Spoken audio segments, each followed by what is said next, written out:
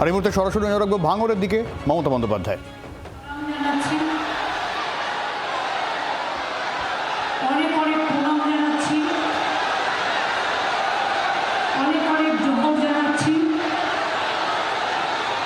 মা বোনদের অনেক প্রণাম সালাম। সবাইকে শুভ নববর্ষ, ধন্যবাদ, নমস্কার জানাচ্ছি। আমি এখানে আমার খুব প্রিয় প্রার্থী শওকত মোল্লা আমার কলকাতার সামনে ওকে দাঁড় করিয়েছে এই কারণে, কারণ আমি ভাঙড়ের জন্য অনেক কিছু করতে চাই। শওকতকে ভোট দিন, ভাঙড়বাসী যা চাইবেন তাই করব।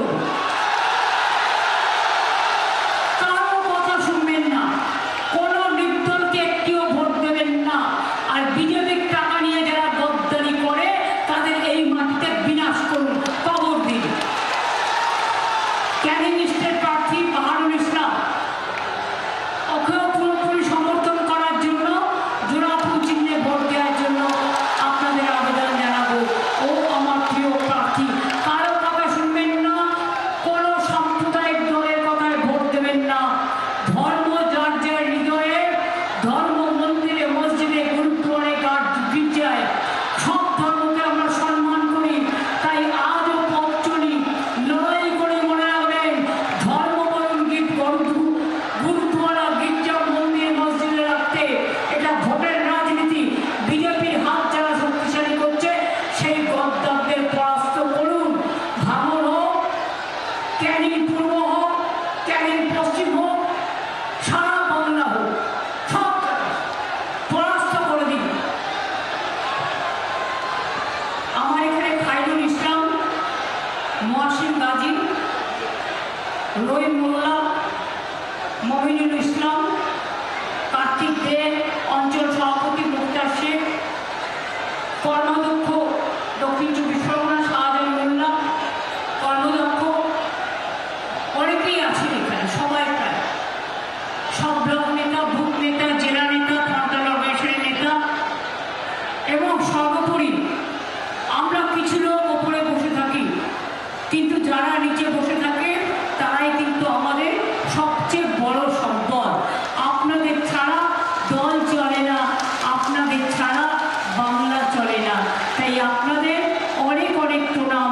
অনেক মা বোনেরা এসেছেন কষ্ট করে, অনেক অনেক প্রণাম, জয় জোহার, অনেক অনেক সালাম, অনেক অভিনন্দন। সকলে ভালো থাকবেন, সুন্দর থাকবেন। এই ভাঙড়ের মাটিতে আগে কি ছিল? কৃষি জমি দখল করে নিচ্ছিল। আমি এসেছিলাম সেদিন কৃষি জমি ধান পুঁততে, আমার মনে আছে। এই ভাঙড়ে কোনো উন্নয়ন ছিল না। আজকে 1100 একর জমিতে লেদার হাব তৈরি করে দিয়েছি, যেখানে 5 লক্ষ ছেলে মেয়েরা কর্মসংস্থান পেয়েছে। সারা ভারতবর্ষের লেদার হাব আপনাদের এই বানতলার মাটিতে, ভাঙড়ের বর্ডারে আগামী দিন আরো 2 লক্ষ ছেলে মেয়েদের কর্মসংস্থান হবে। তার কারণ আরো অনেককে দেওয়া হচ্ছে। চেন্নাই থেকে শুরু করে, উত্তরপ্রদেশ থেকে শুরু করে সর্বত্র আপনাদের আমি বলি, ভাই মাইক্রোফোন ঠিক হয়নি, আমি বলি যে ভারতবর্ষের লেদার হাব যদি কোথাও থাকে সেটা হচ্ছে পশ্চিম বাংলা, এবং জায়গাটা হচ্ছে এখানেই। রাস্তাঘাট, জল, পথশ্রী, অন্যান্য স্কিম নাইবা বললাম, অন্যান্যরা বলবেন। আমার যেহেতু প্রতিদিন অনেকগুলো করে মিটিং করতে হচ্ছে, আর গত 1 মাস ধরে চলছে, আর আপনারা দেখছেন বিজেপি সরকার আমার উপর কি অত্যাচার করছে, আমাদের সরকারের উপর কি অত্যাচার করছে, আমার হাত থেকে সব কেড়ে নিয়েছে। এর বদলা আমি নেব। আমি বলেছিলাম বাংলাকে টার্গেট করলে আমরা দিল্লিকে টার্গেট করব। বাংলার আওয়াজ, বাঙালির আবেগ, জি 24 ঘন্টা।